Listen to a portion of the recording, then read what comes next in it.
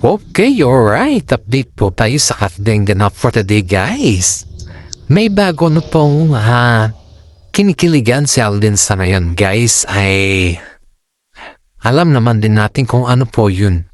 Isang napaka-gandang bike, napaka-expensive bike na kung saan po ay yung mga pyesa ng kanyang bike ay binili pa niya dun sa Korea. Oh my God, Alden. Ang yaman-yaman mo na, Alden, ikaw na talaga, grabe. Grabing sobrang yaman ni Alden na yun, guys. Yung bike na yan, guys, ay nakakahalaga ng milyon. Hindi lamang po basta-basta na bike yan.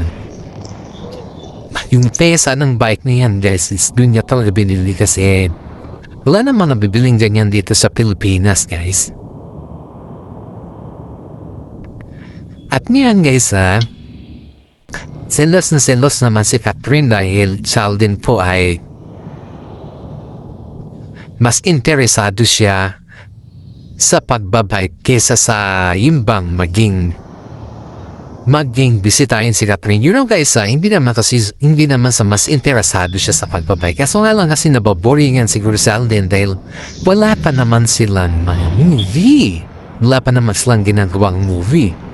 And yet, si Catherine naman po ay medyo apap na rin na makikasali. Kasi nung isang araw, guys, nadisgrasya kasi si Alden eh. Kaya nag-alala si Catherine Bernardo at saka sinamin sa kanya. Ang katunayan dyan, kaya si Catherine po, guys, ay alala kay Alden kasi ayaw niya naman nga mangyari na naman kay Alden yung nadisgrasya ba. Kaya nag-alala tuloy si Catherine Bernardo sa kanya at saka si Mami Min. Pero in fairness, guys, si Alden po ay talaga habang siya po ay wala pang trabaho, ang pinag-aabalahan niya ngayon ay yung nagbabike siya. Mahilig kasi siya sa mga sports. Pero in fairness kay Alden, ang katawan niya ngayon ay very sexy at bagay na bagay din po naman sa kanil. Wala naman tayong masasabi sa panangatawan ni Alden, just bagay na bagay naman talaga sa kanil lahat ginagawa. Pati na yung kanyang mga pagbabike, guys, ay bagay na bagay talaga sa kanya. Wala naman ibang ginawa sa Alden kundi yun lang naman talaga yung kanyang pinag-aabalahan. Mas maganda pa nga yung pinag-aabalahan ni Alden kasi bike lang kumpara sa mga iba. Siyempre, hindi bike kundi naghanap na mga babae, diba? Sa kanya, yan lang po yung kanyang pinag-aabalahan. At hindi lamang po pala biking yung kanyang pinag-aabalahan, guys, kundi pinagsabay-sabay niya din po pala yung kanyang pag-aaral bilang isang piloto, ba? Si Alden, gumaganap na talaga siya at napakaswerte niya naman, guys, dahil siya po ay pinagsabay-sabay niya yung pag-aaral niya sa piloto bilang isang piloto at yung pag-alaga din niya sa kanyang mga kapatid din, sa kanyang mga magulang, yung pumupunta rin sa kanyang mga bahay para sa gano'n ay makabanding din na yung kanyang mga magulang habang wala pa yung kanyang mga project. Dahil, yun guys, may project po ang Kat din sa ngayon. Kaso nga lang kasi, pinaghahandaan pala parang hinahanapan pala kung saan sila location shooting, yun yung pinaghahandaan sa ngayon, guys. Kasi ayon dito sa ating legit na sources, guys, diba sa Canada sila nung last, tapos after that gusto din nila daw dun sa Korea. Parang yun lang yung narinig natin sa loob ng showbiz pero hindi pa naman konfirmado yan, guys. Kaya yung ayon dito sa ating mga legit na sources ay naghahanap pa lang sila ng location kung saan sila mag-shoot. Kaya sa ngayon, guys, is medyo tingga mo na ang captain. Pero si Catherine po, ang dami niyang endorsement sa ngayon. Yun po yung pinag-aabalahan ni Catherine. Kasama din yung kanya mga pamilya, and at the same time, yung mga running na event. Parehas lang po sila ni Alden. Ganon din yung event ni Catherine kasi para sa ganon is ma-maintain po daw nila yung kanilang pangangatawan. At ito, guys, may chika bumbum tayo sa ngayon alam niyo ba nung kagabi yun, si Alden Richard po ay spotted daw niya si Daniel Padilla dun sa guardhouse kung saan malapit sa bahay nila Catherine Bernardo. Kasi si Alden po ay pupunta dun sa bahay nila Catherine Bernardo, si Kat. Pupunta dun para magbigay ng yung mga flowers at chocolate hata. Parang ganun yung kwan natin. Base lang ito sa friend natin sa showbiz. Kasi tinawag doon ni Alden sa kanya na I saw DJ in front of guardhouse. Ewan ko kung anong ginagawa dun. Sabi daw niya, I call Kat but no answering. Would you mind to please call Kat? Kat, please. Yun daw yung sabi ni Alden sa kanya mga kaibigan, guys. Pero that message, guys, is hindi naman yan nag-leak, Hindi yan nag-leak sa publiko, kundi sa atin lang to. Ngayon, guys, spotted niyo si Daniel Padilla dun sa guardhouse. Ang akala ni Alden ay pupunta pa lang si Daniel Padilla dun kila Catherine, pero parang hindi ata siya tumuloy. Parang tinawag ata ng gwardiya kay Catherine kasi siyempre guys, pag may mga bisita na gustong pumunta sa bahay ng residente dun, kailangan nila na itawag muna, kailangan nila dun muna sa gwardiya para sa ganun na hindi sila makraft. Dahil siyempre pag ito ay nasa subdivision, guys, ang rules kasi ng subdivision is pag may mga bisita, dapat dun ka sa gwardiya para ikatawag dun kung saan ka pupunta at kukonfirm nila kung ikaw talaga ibisita, di ba? Ganun yun Ganun yung sistema nila. Kaya si Alden Richard, pag nandun si Alden Richard, alam na nila na si Catherine Bernardo yung kanyang binibisita, pinupuntahan. Ngayon guys, nakita ni Alden si DJ dun ang tagal daw niya dun tapos nakapasok na si Alden. Nakita daw ni DJ na nakapasok si Alden. Sabi daw ni DJ is, Boss, bakit siya pinapasok mo? Ako hindi, palagi naman akong pumapasok. Ito noon na. Ano sabi ni Daniel Padilla sa mga gwardiya. Sagot lang naman daw ng mga gwardiya sa kanya guys is, Boss, iba yung noon at iba din yung ngayon kasi may kabilin-bilinan sila sa amin na pag ikaw daw ay gustong bumisita pumasok sa bahay nila, dapat itatawag muna namin sila. Tatawag ka namin muna para sa confirmation po kasi kami din po ay mapapagalitan ng management kapag ganoon. That is the rules, sir, sabi daw ng isang gwardiya. Pero tama naman yung gwardiya guys pag may alituntunin yung isang subdivision na ganyan, tama naman siya. Iba yung noon at iba yung ngayon. Kasi noon guys, kahit kung gusto ni Daniel Padilla na pumunta dun sa bahay nila Catherine, anytime lang yan, hindi na kailangan yung gwardiya kasi kilala naman siya dun. Pero sa ngayon kasi guys, iba yung ihip ng hangin. Iba na rin yung nangyayari sa mundo ba? Kaya medyo may sinasabi tayo na respeto. Kasi alam mo naman na yung nangyari, di ba? Alam naman natin na yung nangyari. Kahit naman siguro, alam na yung nangyari.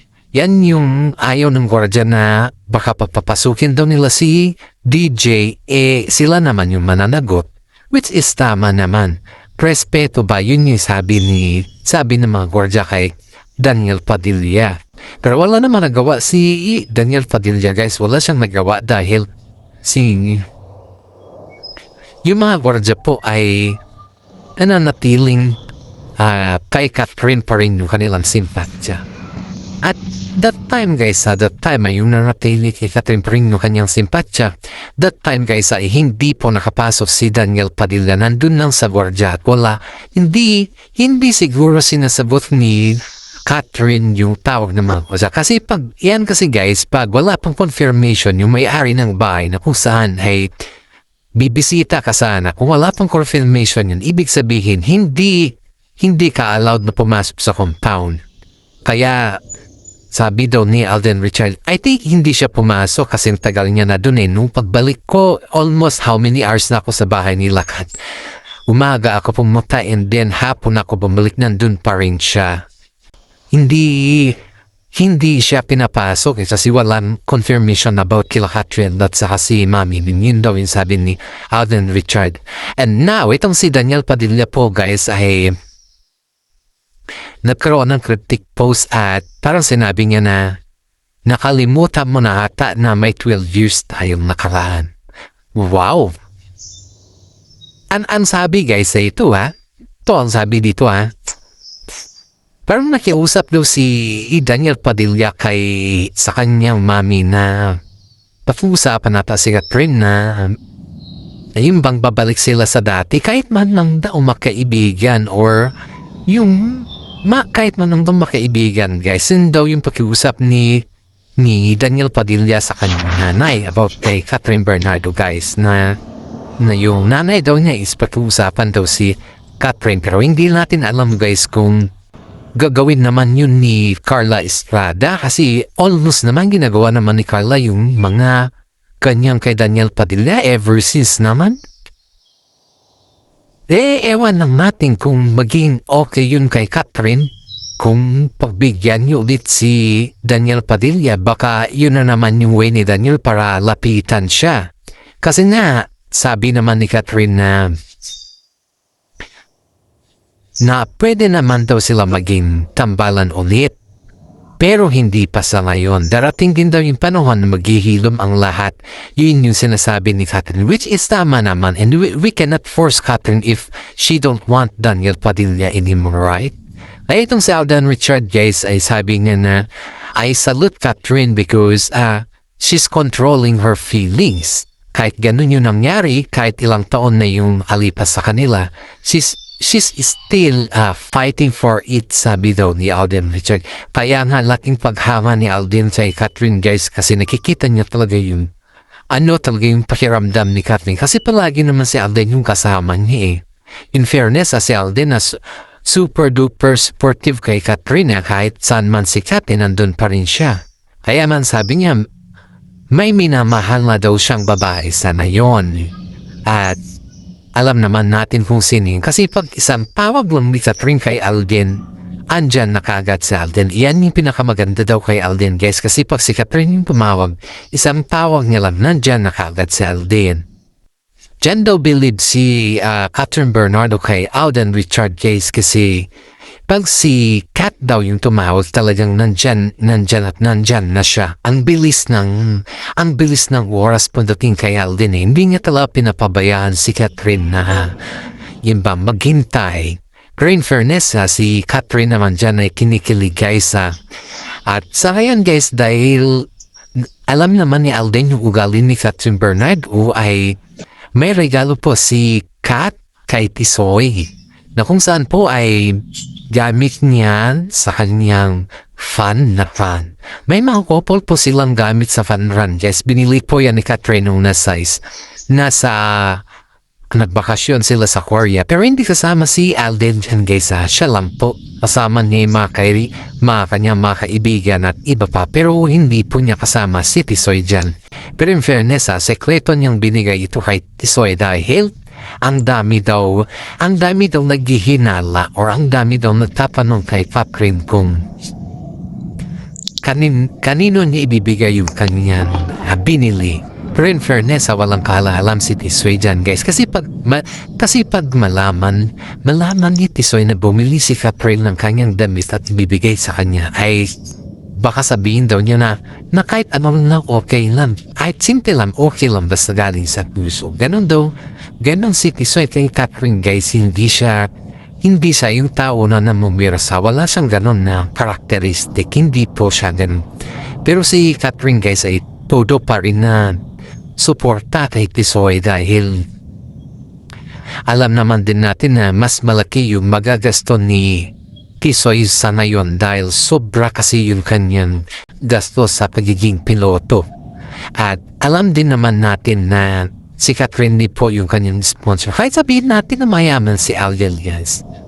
May mga time din po na yung pera hindi naman yan yung basehan kundi yung diskarte kasi yan sa buhay. Si Alden po kasi guys is napakasimple niya kung tutunusin natin, napakasimple lang niya. Yung bang pakiramdam mo hindi siya ganon na tao. Hindi siya mayaman, hindi siya businessman. Parang tingnan mo lang kasi sa Alden is napakasimple as in. Pero sa mga iba kasi yan guys, pag tignan mo si Alden Aba, diyan mo talaga makikita. Sabi nga ni Catherine sana daw noon pa nakilala ni Catherine Bernardo si Alden, sana lang mo yung una niyang nakilala, hindi niya si Daniel Padilla. In fairness, nagtagal sana yung relasyon nila Alden Richard at saka si Maine Mendoza, kung hindi naman din bumitaw si Maine, di ba?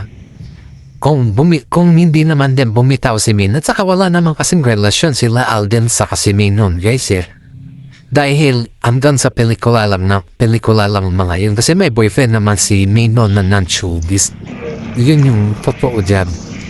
Kaya tingnan natin sa ngayon guys ay kay Catherine Bernardo na po si Alden Richard. Makikita mo dito yung pag-alaga, yung arrogante na dating ni Alden Richard kay Catherine Bernardo. Yung arroganteng dating na maalaga siya.